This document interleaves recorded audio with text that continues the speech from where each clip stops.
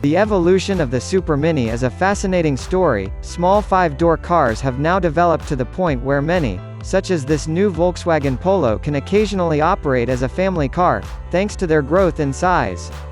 This was also true of the pre-facelift Polo, so VW has focused on maximizing the car's already impressive level of maturity by adding more big car tech that you'd traditionally find on the larger Golf or even the Passat. The infotainment works well, with bright graphics and swift responses to prods of the screen, exactly as you'd want, and without the frustrating interface of the Golf 8. Part of this is down to the Polo retaining separate climate controls lower down on the center stack, although they have moved to touch-sensitive buttons, which is still a retrograde step in our book. Dual-zone climate control is standard, along with adaptive cruise autonomous emergency braking, all-round parking sensors and VW's Travel Assist semi-autonomous driver assistance tech that'll keep you in your lane on the motorway. These were all features reserved for large executive cars and SUVs not so long ago, but now you can buy them on a £20,785 Super Mini. That is on the pricier side, but monthly payments of £261 on a 4-year deal limited to a fair 10,000 miles per year, with just over £2,000 down, are much more bearable.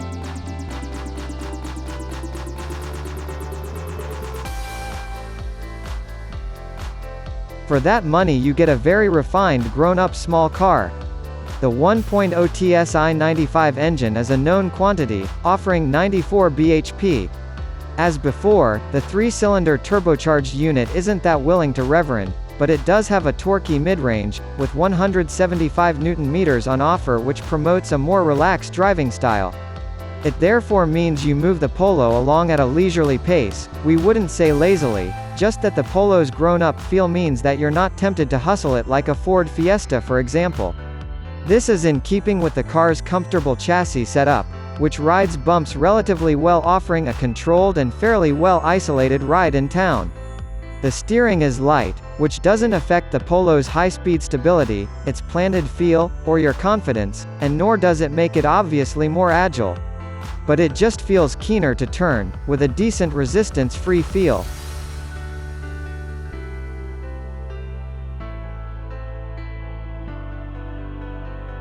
On the motorway the engine fades away into the background, with the driver assistance tech helping further if you choose to use it.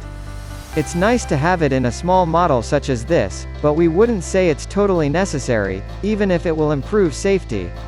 Let's call it a potential welcome secondary benefit, given that the Polo is large enough to occasionally operate as family transport.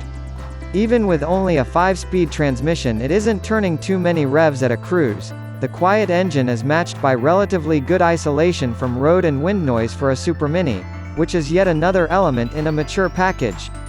It matches our current class favorite, the Renault Clio, on this front, which is a good performance. The Polo should be affordable to run, another key trait any good Super Mini needs to offer.